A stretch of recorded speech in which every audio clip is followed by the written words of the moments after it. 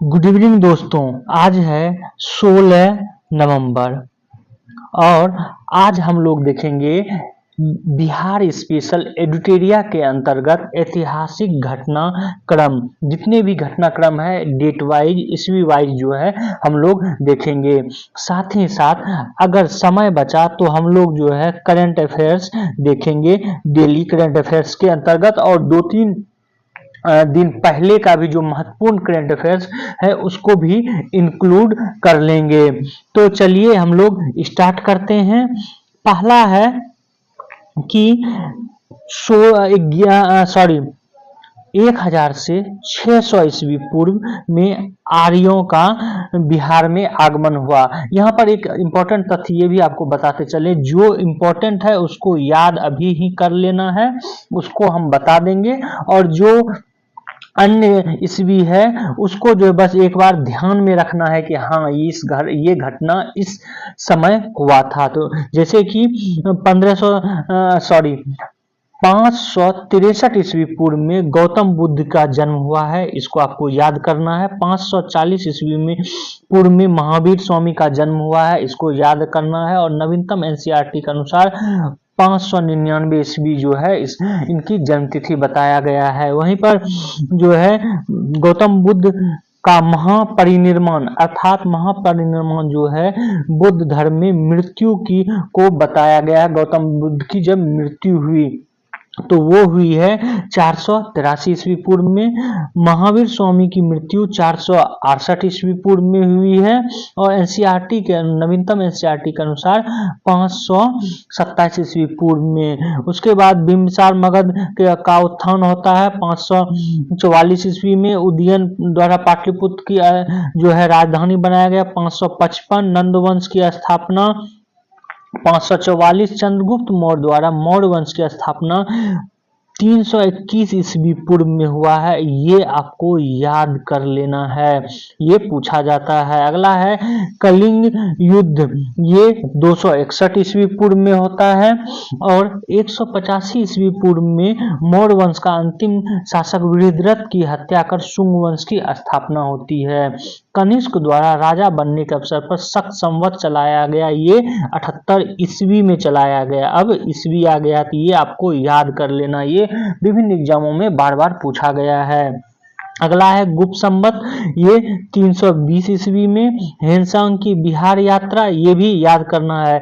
जितने भी संवत है इसको जो है मिलान करने के लिए दे दिया जाता है कि आप मिलान करो, और दूसरा क्या कि इंडिविजुअल भी पूछ लिया जाता है। अगला है इत सिंह की बिहार यात्रा 673 ईस्वी। पाल वंश की स्थापना 750 ईस्वी, इसको याद कर लेना है। बख्तियार खिलजी का बिहार शरीफ विजय 1198 ईस्वी, याद कर लेना है। अगला प्रश्न है इल्तुतमिश का बिहार बंगाल पर अभियान 1225 ईस्वी। गयासुद्दीन तुगलक का बिहार अभियान 1324-25 में। फिरोज शाह का बिहार अभियान 1359-60 में। सिकंदर लोदी का बिहार अभियान 1504 में। बाबर द्वारा नुहानियों पर विजय 1529 में। हुमायूं द्वारा नुहानियों पर विजय 1532 ईस्वी में। सूरजगढ़ की लड़ाई शेरशाह की इसमें जीत हुई 1534 ईस्वी में, इसको याद कर लेना है। चौसा युद्ध शेरशाह की जीत हुई 1539 ईस्वी में, याद कर लेना है। कन्नौज युद्ध शेरशाह की जीत हुई, सूर्यवंश की स्थापना हुई 1540 ईस्वी में, याद कर लेना है। शेरशाह द्वारा पटना का पुनर्निर्माण 1541 ईस्वी में, इसको भी याद कर लेना है। सासाराम ने शेरशाह के मकबरे का निर्माण का नींव कब डाली गई थी तो 1545 ईस्वी में। 1545 में कालिंजर युद्ध के दौरान शेरशाह का निधन हो गया। अकबर का विजय जो है बिहार पर कब हुआ था 1576 ईस्वी में, इसको याद कर लेना है। मनेर में दौलत शाह के मकबरे का निर्माण 1616 में। शाहजादा परवेज बिहार का प्रांतपति बना 1621 में। पीटर मुंडी का बिहार यात्रा और डचों की व्यापारिक केंद्र की स्थापना 1632 ईस्वी में, इसको याद कर लेना है। इसके बारे में बीपीएससी में पूछा भी गया है और अन्य एग्जामों में भी पूछा गया है।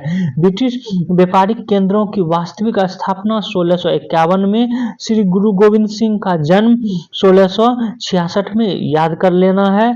जॉन मार्शल का बिहार यात्रा 1670 में, गुरु गोविंद सिंह का खालसा पंथ की स्थापना 1699 में, याद कर लेना है। फर्रुखसियार का बिहार में राज्याभिषेक 1713 ईस्वी में, इसको भी याद कर लेना है। अंग्रेज कंपनी को व्यापारिक एकाधिकार मिला 1717 में, याद कर लेना है। अलवर्दी खां 1740 ईस्वी में जो है बिहार का नवाब बना। अलवर्दी खां की निधन के बाद सुजाउद्दौला बंगाल का नवाब 1756 ईस्वी में। प्लासी का युद्ध 1757 ईस्वी में, याद कर लेना है। बक्सर का युद्ध 1764 ईस्वी में, याद कर लेना है। इलाहाबाद की संधि 1765 में, याद कर लेना है। उसके बाद बिहार में भीषण अकाल पड़ा 1770 में। गोलघर का निर्माण 1784 में किसने किया था, ये कमेंट्स बॉक्स में बताएंगे, इसको याद कर लेना है। बिहार में बहावी आंदोलन का जो है प्रारंभ 1821 में, याद कर लेना है। 1855 में संथाल विद्रोह, याद कर लेना है। मुजफ्फरपुर में लोटा विद्रोह 1856 में। मुजफ्फरपुर के अलावा और कहां पर लोटा विद्रोह हुआ था, ये भी कमेंट्स में बताएंगे आप लोग। देवघर में बिहार में 1857 की क्रांति का जो है प्रसार 1857 में, और उसके बाद पटना अभियान द्वारा बहावी आंदोलन का दमन 1865 में। उसके बाद बिहार में अकाल पुनः पड़ता है 1874 में। राजेंद्र प्रसाद का जन्म जीरादोई सिवान में 1884 में, याद कर लेना है। बिरसा मुंडा आंदोलन 1899 और 1900 के बीच, ये भी याद कर लेना है। बिहार स्टूडेंट कॉन्फ्रेंस की स्थापना 1906 में, किसी भी कंडीशन में आपको याद करना ही करना है, इसको पूछा भी गया है। बिहार पुलिस अन्य एग्जामों में पूछने की संभावना है। मुजफ्फरपुर बम कांड, बिहार प्रादेशिक कांग्रेस कमेटी का गठन 1908 में।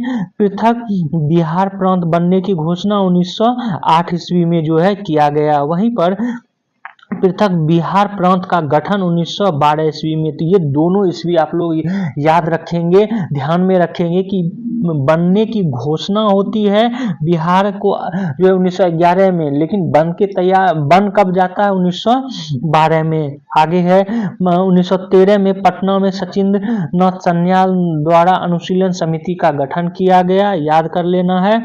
1914 में ताना भगत आंदोलन। 1916 में पटना उच्च न्यायालय की स्थापना होती है और बिहार में होम रूल आंदोलन प्रारंभ होता है, इसको भी आप लोगों को याद कर लेना है। अगला है 1917 पटना विश्वविद्यालय की स्थापना। 1919 बिहार में खिलाफत आंदोलन और स्वामी विद्यानंद के नेतृत्व में किसान आंदोलन। और स्वामी विद्यानंद के नेतृत्व में किसान आंदोलन किन क्षेत्रों में किया गया, आप लोग कमेंट बॉक्स में बताएंगे। 1920 में बिहार में असहयोग आंदोलन प्रारंभ होता है और मजरूल हक द्वारा पटना में सदाकत आश्रम की स्थापना किया जाता है। सदाकत आश्रम की स्थापना 1920 में किया गया था, ये आप लोगों को याद कर लेना है। महात्मा गांधी द्वारा विद्यापीठ की स्थापना 1921 में।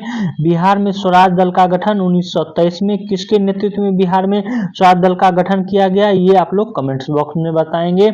अगला प्रांतीय किसान सभा का गठन 1929 में। उसके बाद बिहार में नमक सत्याग्रह 1930 में। बिहार सोशलिस्ट पार्टी का गठन 1931 में। बिहार सोशलिस्ट पार्टी की औपचारिक स्थापना 1934 में। यहाँ पर एक इंपॉर्टेंट तथ्य आपको बता दें, हालांकि इसके बारे में हम कल भी वीडियो में बताए हैं। अगर बिहार सोशलिस्ट पार्टी का गठन सिर्फ पूछे तो 1931 दीजिए, अगर बिहार कांग्रेस सोशलिस्ट पार्टी का गठन पूछे तब 1934 ऑप्शन को टिक करें। अगला है बिहार प्रांतीय चुनाव 1937 में हुआ था। कांग्रेस मंत्रिमंडल त्यागपत्र दिया था 1939 में। फॉरवर्ड ब्लड की बिहार में शाखा स्थापना हुई थी 1940 में। भारत छोड़ो आंदोलन में बिहार में पटना सचिवालय कांड जो कि 11 अगस्त 1942 को हुआ था, 7 शहीद हुए थे। कब हुए था, 1942 में हुआ था ये घटना। पटना सचिवालय गोलीकांड। आजाद दस्ता का गठन 1942 में किसने किया था, ये जरूर आप लोग ध्यान में रखेंगे। 1946 में श्री कृष्ण सिंह के नेतृत्व में अंतरिम सरकार जो है का गठन किया गया था। आजाद दस्ता किसने किया था, जयप्रकाश नारायण। उसके बाद 1947 में 15 अगस्त 1947 को भारत को औपनिवेशिक शासन से स्वतंत्रता जो है की प्राप्ति हुई। तो ये था जितने भी ईस्वी था वो, और बिहार से संबंधित जो बिहार स्पेशल हिस्ट्री था वो आज जो है समाप्त हो गया। अब कल से जो है हम लोग बिहार की ज्योग्राफी करेंगे, और बिहार का ज्योग्राफी से जो है आजकल क्वेश्चन को ज्यादा कर दिया गया है, बढ़ा दिया गया है, इसलिए उसको भी आप लोग अच्छे से कीजिए। अगला जो है अब हम लोग करंट अफेयर्स देख लेते हैं एक बार। करंट अफेयर्स के अंतर्गत जो है आपको पहला करंट अफेयर्स है जमुना लाल पुरस्कार जो है ये प्रदान किया गया है, और इसमें जो है जमुना लाल बजाज फाउंडेशन द्वारा ये पुरस्कार दिया गया है। और इस पुरस्कार के अंतर्गत जो है 3 व्यक्तियों को गिरिजा नंदन, रसीमा भारती और तुलसी मुंडा को जो है चुना गया है। आप देखेंगे गिरिजा नंदन को जो है, जो कि झारखंड से जो है ये संबंधित हैं, इनको रचनात्मक सामाजिक कार्य के लिए ये सम्मान दिया गया। वहीं पर ओडिशा की तुलसी मुंडा को महिलाओं तथा बच्चों के विकास एवं कल्याण की श्रेणी में ये सम्मानित दिया गया है। और उत्तराखंड की रसीमा भारती को ग्रामीण विकास के लिए विज्ञान और प्रौद्योगिकी के उपयोग के लिए ये पुरस्कार जो है दिया गया है। तो ये आप लोग ध्यान में रखेंगे। अगला जो है करंट अफेयर्स है ये है जलवायु परिवर्तन से संबंधित COP29 की बैठक जो है ये अजरबैजान के बाकू में हो रहा है। बाकू अजरबैजान की राजधानी है, ये भी आप लोग ध्यान में रखेंगे। और इसमें जो है एक कहा गया है एक तरफा व्यापार के उपाय जो है ये भेदभाव। एक तरफा व्यापार क्या होता है ये भी आप लोग पहले जान लें, तो उसके बाद जो अन्य मुख्य तथ्य हैं उस पर चर्चा करेंगे। एक तरफा व्यापार होता है यूरोपीय संघ द्वारा कार्बन बॉर्डर एडजस्टमेंट मैकेनिज्म एक प्रस्तावित कर है। किसके द्वारा, EU के द्वारा, यूरोपीय यूनियन के द्वारा, जो भारत और चीन जैसे देशों से निर्यात होने वाले लोहा, स्टील, सीमेंट, फर्टिलाइजर और एल्युमिनियम जैसे अत्यधिक ऊर्जा वाले उत्पादों पर लगेगा। यह कर इन चीजों के उत्पाद के दौरान हुए कार्बन उत्सर्जन पर आधारित है। ब्रिटेन और अमेरिका जो इसको पहले ही लागू कर चुका है। तो इस तरह जो कार्बन ज्यादा उत्सर्जन करने वाला प्रोडक्ट है उस पर जो टैक्स लगाया जा रहा है उसको ही एक तरफा व्यापार उपाय कहा जा रहा है, जिसका कि विरोध किया जा रहा है। करीब 130 देशों ने इसका विरोध किया है। तो ये एक तथ्य था। और दूसरा तथ्य ये है कि इस समय जो एक बाकू कॉल की लॉन्चिंग किया गया है। बाकू कॉल क्या है कि IANS के अनुसार COP29 की अध्यक्षता अजरबैजान कर रहा है। तो अजरबैजान 29 के अध्यक्ष ने शुक्रवार को Baku call on for piece, relief and recovery launch किया गया। यह जलवायु परिवर्तन, संघर्ष और मानवीय जरूरतों के मद्देनजर बनी पहल है। इससे जलवायु परिवर्तन के कारण हुई पानी की कमी, खाद्य असुरक्षा, भूमि गुणवत्ता में कमी, मानव विस्थापन जैसे मुद्दों को सुलझाया जाएगा। तो बाकू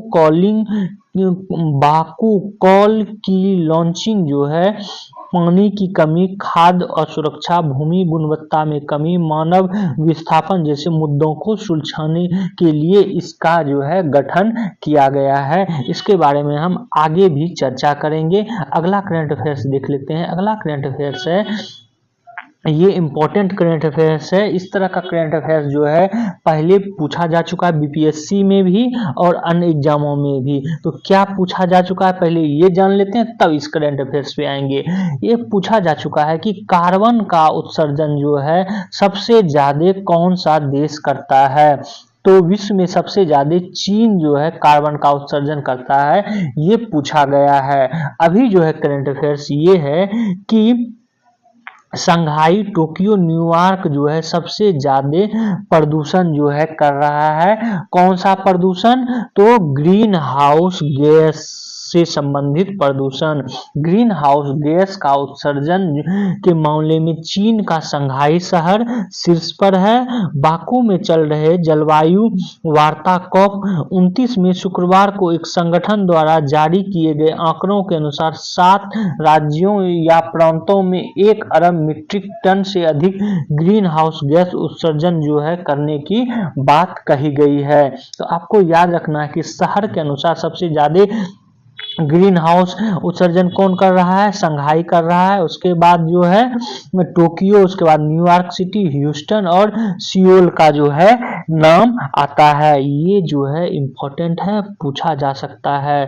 और नॉर्वे से ज्यादा अकेले, पूरे नॉर्वे से ज्यादा अकेले चीन का शंघाई शहर जो है, शंघाई शहर ग्रीन हाउस गैस का उत्सर्जन कर रहा है। जबकि आप देखेंगे 2030 तक मीथेन के उत्सर्जन में 30% कमी लाने की वैश्विक प्रतिबद्धता जो है जारी की गई है। और मीथेन जो है ग्रीन हाउस गैस को प्रभावित करता है। तो ये आप शहर का नाम जरूर ध्यान में रखेंगे। साथ ही साथ ये भी बता दें कि चीन और भारत में भी जो है ये बढ़ा है। अगर जो देश की बात करें तो 1922 और 23 के बीच चीन, भारत, ईरान, इंडोनेशिया, रूस में उत्सर्जन जो है इसमें सबसे ज्यादा बढ़ा है। ये भी आप लोग ध्यान में रखेंगे। अगला है करंट अफेयर्स, ये भी इम्पोर्टेंट करंट अफेयर्स है। ये है कि भारत और कैरीकॉम शिखर सम्मेलन जो है होने जा रहा है 19 से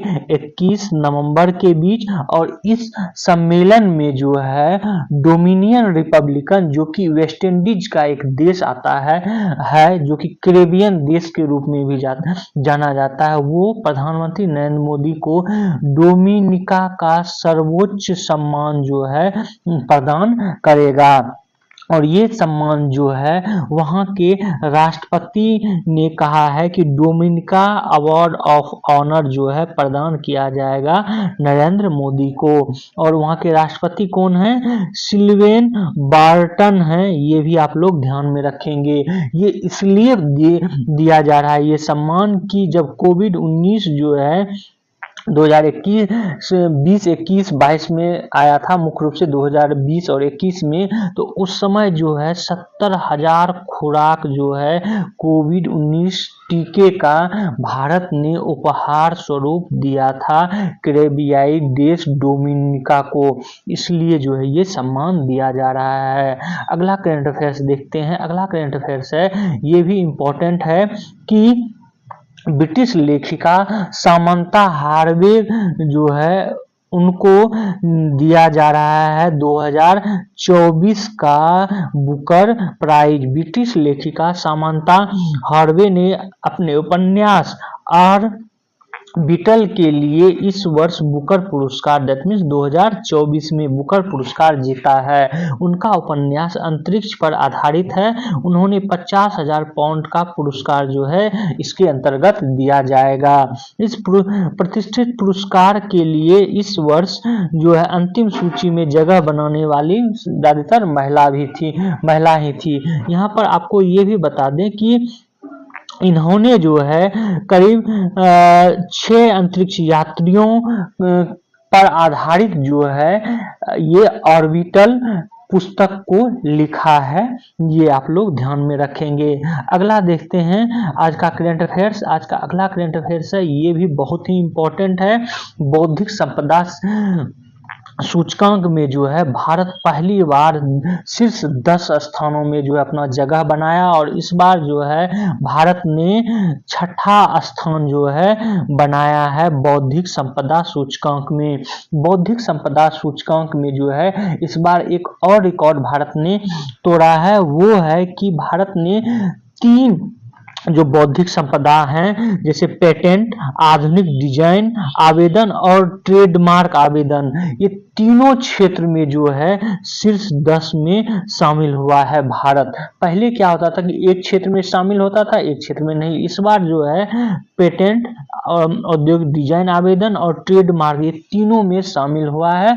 छठा पोजीशन है, ये आप लोग ध्यान में जरूर रखेंगे। अगला जो है आज का करंट अफेयर्स देखते हैं, ये है विश्व में फ्लोरोसिस से पीड़ित 1/3 लोग भारत में हैं। तो आपको बस इतना ही याद रखना है कि फ्लोरोसिस का सबसे ज्यादा मामला जो है वो कहाँ पर है विश्व में, तो भारत में है। अब फ्लोरोसिस जो है का मानक क्या है, तो विश्व स्वास्थ्य संगठन के अनुसार 1.5 मिलीग्राम प्रति लीटर से अधिक फ्लोराइड पानी में नहीं होना चाहिए। वहीं भारत मानक ब्यूरो के मुताबिक 1 मिलीग्राम प्रति लीटर से अधिक जो है मात्रा में फ्लोराइड नहीं होनी चाहिए। तो अगर पानी में जो है 1.5 मिलीग्राम प्रति लीटर से अधिक जो है फ्लोराइड है, तो उससे जो है फ्लोरोसिस होता है। और फ्लोरोसिस मुख्य रूप से पानी से संबंधित जो है बीमारी है, और पानी में फ्लोराइड ज्यादा होगा तो लोग जो है फ्लोरोसिस से पीड़ित भी होंगे। तो सबसे ज्यादा किस देश में है, भारत में है। ये आप लोग जो है ध्यान में रखेंगे। अच्छा, इसको बताया कब कैसे गया है, तो जो है 36वीं international conference of international society for fluorosis research 2024 में जो है ये जानकारी दी गई है, और इसकी बैठक जो है दिल्ली में हुआ है। ये भी आप लोग ध्यान में रखेंगे।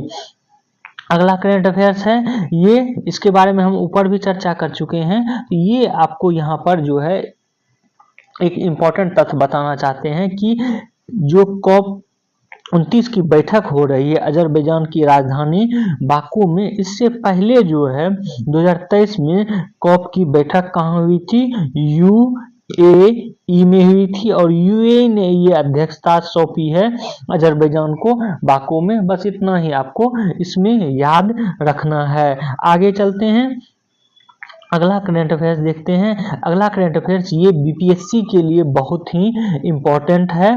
ये पूछा जा सकता है कि संपूर्ण भारत में पहली बार जो है 800 वैगनों की मरम्मत जो है प्रत्येक माह करने वाला पहला कारखाना ये जमालपुर कारखाना बनेगा। जमालपुर जो है बिहार के मुंगेर जिले में स्थित रेलवे का कारखाना है, जिसकी स्थापना जो है 1862 ईस्वी में किया गया था।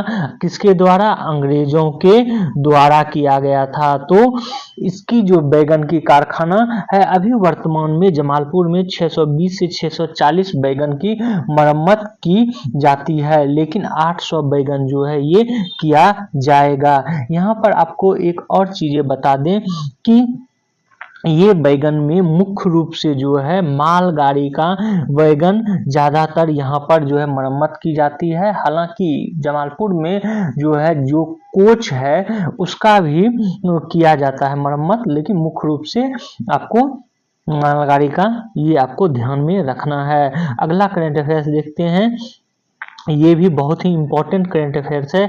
जस्टिस संजीव खन्ना जो हैं ये CJI होंगे। CJI that mean chief justice of India, और संजीव खन्ना जो हैं ये भारत के 51वें प्रधान न्यायाधीश होंगे। ये भी आपको याद रखना है।